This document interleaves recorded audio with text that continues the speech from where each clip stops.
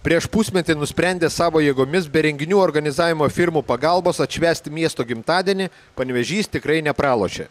Aukštaitijos sostinė dar niekada nematė tokios gausybės renginių, kuriuos patys pristatė ir juose dalyvavo čia gyvenantis linksmo būdo aukštaičiai. Jau penktadienį miesto senvagės prieiga suvažiavo amatininkai, ūkininkai, tautodailininkai.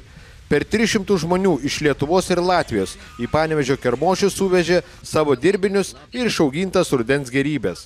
Galima buvo, kaip sako visiems, ir kur akis paganyti, ir ką naudingo ar skanaus nusipirkti. Šeštadienį, nors oras nelabai lepino, vis tiek didžioji dalis panevėžiečių patraukė į Laisvės aikštę. Čia vyko keliasdešimt įvairiausių projektų susijusių su muzika, daile ir jaunimo pramogomis.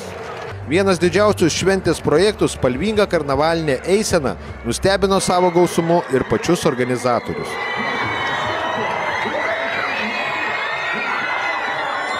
Apie 4000 mažų, jaunų, didelių, senų, rimtų ir linksmų panevėžiečių stebino savo išradingumu, spalvingumu ir nuostabia nuotaika. Čia galėjai pamatyti ir darželinukus, ir baikerius, ir senus automobilius, ir pėstininkų bataliono karius, važiuojančius amerikietiškais hameriais.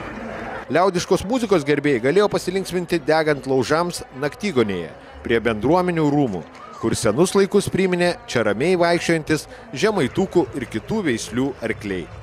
Panevėžiečiams ir miesto svečiams didžiojoje scenoje koncertavo Panevėžio muzikinio teatro orkestras ir baritonų trio, Neda Malūnavičiūtė, Olegas Ditkovskis, Kostas Moryginas, Kauno Dixielandas Dix Band, Mija, Žaliasis Panevėžio choras, grupė Neo ir dar daug kitų. Gimtadienį vainikavo 507 salvių fejerverkas.